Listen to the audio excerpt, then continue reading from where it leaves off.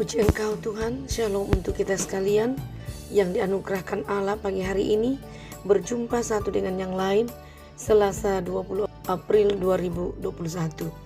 Mari kita bersyukur dalam doa. Terima kasih ya Allah, Engkau yang bersemayam dalam kerajaan sorga, tetapi begitu dekat dalam kehidupan kami karena Engkau mengasihi kami. Hingga hari ini anugerah-Mu bagi hidup kami akan kami lanjutkan dengan aktivitas, namun kami jeda sejenak menikmati perjumpaan dengan Tuhan di dalam doa dan firman-Mu yang akan kami buka, baca dan renungkan. Sambutlah kerinduan kami Tuhan dengan kuasa Allah Roh Kudus sendiri, memberikan kami hikmat untuk mampu mengerti dan memberlakukan dalam kehidupan kami. Berkata-katalah Tuhan, karena kami telah sedia. Di dalam nama Yesus Kristus Allah kami berdoa untuk itu. Amin. Saudara, firman Tuhan hari ini 2 Yohanes pasal 1 ayat 1 sampai ayatnya yang ke-13. Berkata, salam dari penatua kepada ibu yang terpilih dan anak-anak yang benar-benar aku kasihi. Bukan aku saja yang mengasihi kamu, tetapi juga semua orang yang telah mengenal kebenaran. Oleh karena kebenaran yang tetap di dalam kita dan yang akan menyertai kita sampai selama-lamanya. Kasih karunia, rahmat dan damai sejahtera dari Allah Bapa dan dari Yesus Kristus Anak Bapa akan menyertai kita dalam kebenaran dan kasih. Aku sangat bersuka cita bahwa aku mendapati bahwa separuh dari anak-anak-Mu hidup dalam kebenaran sesuai dengan perintah yang telah kita terima dari Bapa. Dan sekarang aku minta kepadamu, Ibu, bukan seolah-olah aku menuliskan perintah baru bagimu, tetapi menurut perintah yang sudah ada pada kita dari mulanya, supaya kita saling mengasihi. Dan inilah kasih itu, yaitu bahwa kita harus hidup menurut perintahnya. Dan inilah perintah itu, yaitu bahwa kamu harus hidup di dalam kasih. Sebagaimana telah kamu dengar dari mulanya. Sebab banyak penyesat telah muncul dan pergi ke seluruh dunia yang tidak mengaku bahwa Yesus Kristus telah datang sebagai Mesias. Itu adalah si penyesat dan antikristus. Waspadalah supaya kamu jangan kehilangan apa yang telah kami kerjakan itu, tetapi supaya kamu mendapat upahmu sepenuhnya.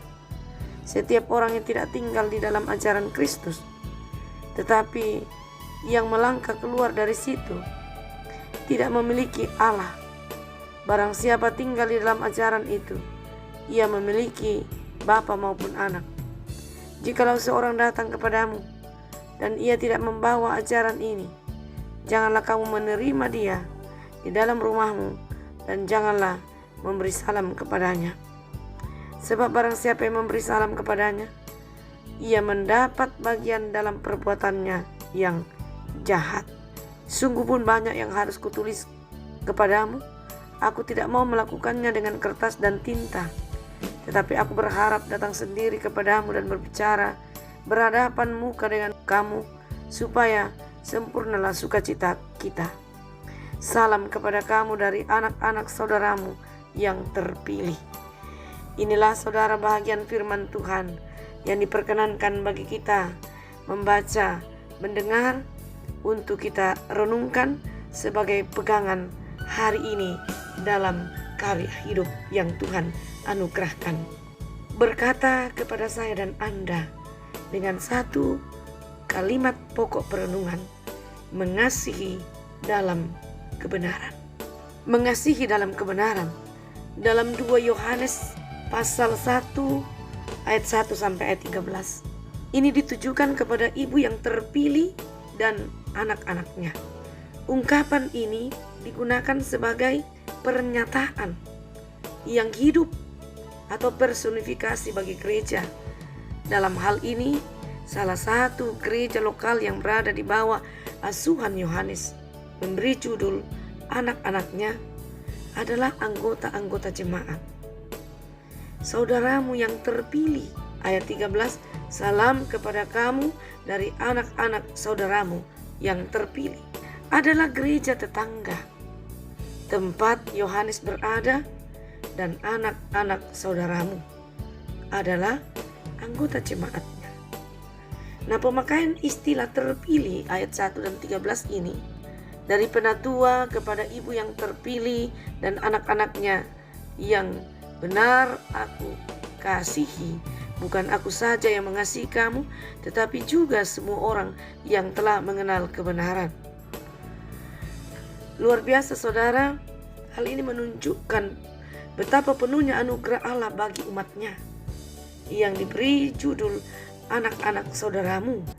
Nah, dalam salam pembuka ayat 1-3, Rasul Paulus dan penulis perjanjian baru lainnya tidak menggunakan kata salam yang sifatnya umum, tetapi menggantinya dengan charis atau kasih karunia yang mempunyai makna Kristiani. Salam pembuka yang digunakan Yohanes di sini sangatlah spesial atau khas. Pertama, Yohanes menyisipkan kata rahmat sesudah kasih karunia.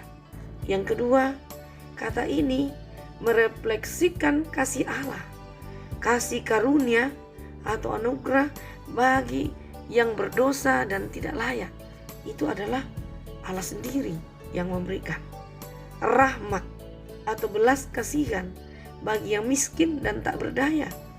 Kedua, Kristus disebutnya sebagai anak Bapa, suatu hal yang ditekankan Yohanes dalam kristologinya, yakni manusia Yesus bukan hanya juru selamat atau Mesias, tetapi juga anak Allah Bapa.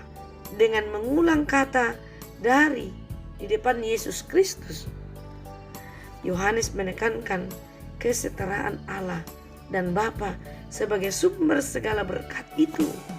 Dan yang berikut ketiga, Yohanes juga menekankan kebenaran dalam kasih.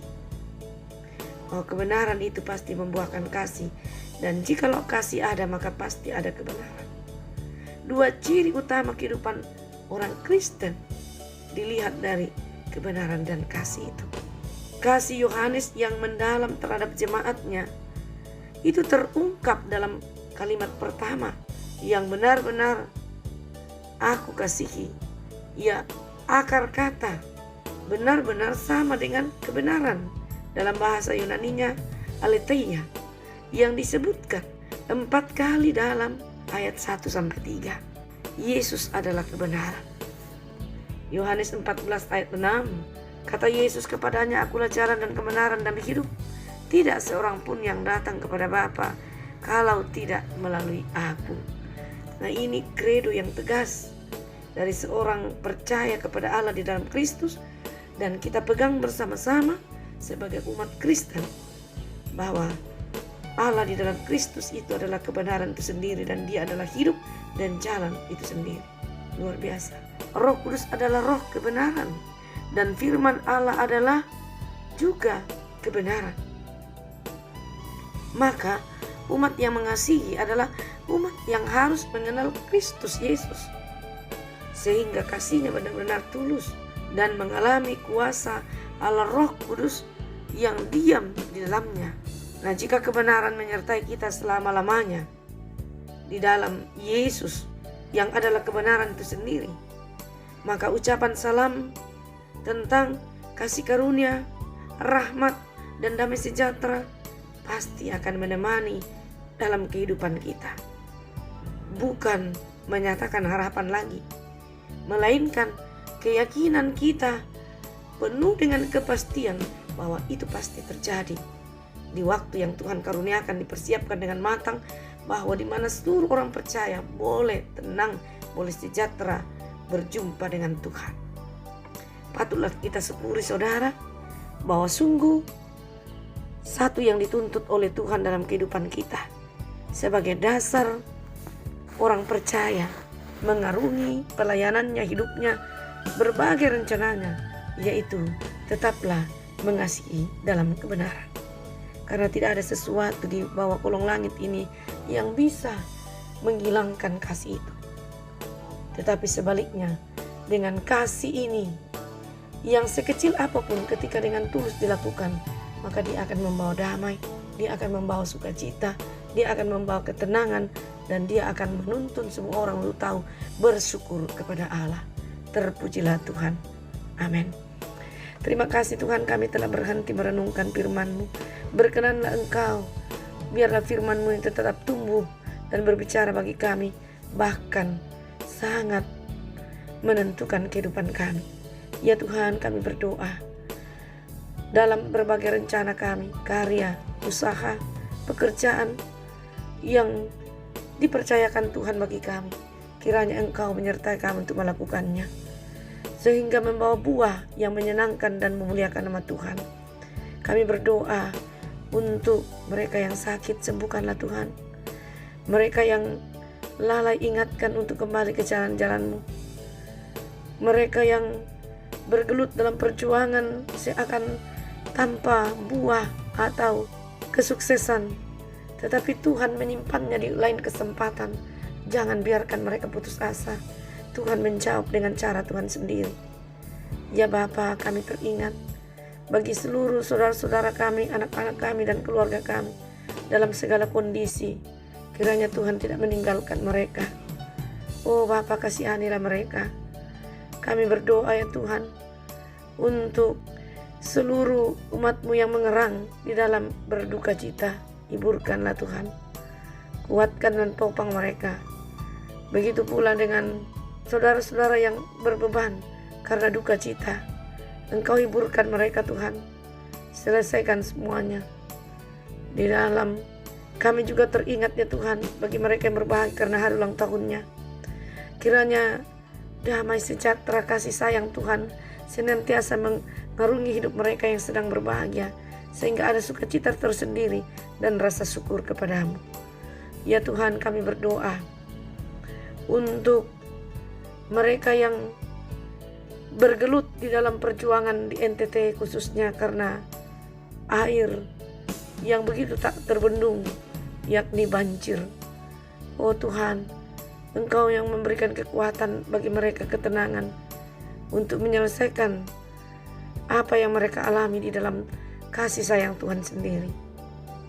Oh Bapa, kami berdoa untuk seluruh hamba-hamba-Mu Tuhan. Engkau mengasihi mereka bersama dengan keluarganya. Engkau menjamin mereka sehingga mereka tetap penuh dengan keyakinan bahwa Tuhan bersama dengan kami dalam segala kondisi. Dan kami percaya ini Tuhan izinkan semua ada jalan keluarnya. Oh Tuhan, kami berdoa untuk seluruh umat-Mu di muka bumi ini dalam kondisi kesehatan yang kadang terganggu. Kiranya Tuhan tetap menopang mereka. Bapa, dengarkan doa kami. Di dalam nama Tuhan Yesus kami mohon. Amin.